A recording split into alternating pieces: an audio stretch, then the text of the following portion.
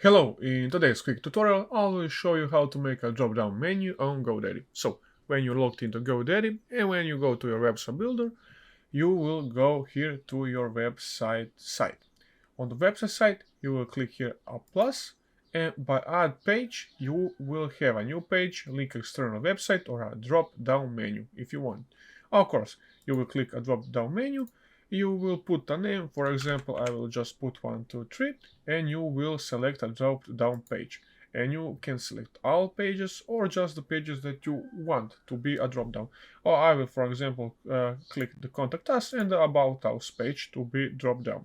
When you click that, you will have a check mark to be if you want it to show in the navigation bar. This is the navigation bar. And when you are selected and you all did what you want, you will click here Create Menu. After creating menu, we can see we created a drop down like 1, 2, 3, and we have our Contact Us and About Us page in there. So, guys, this is it how you make a drop down menu quick and easy on GoDaddy.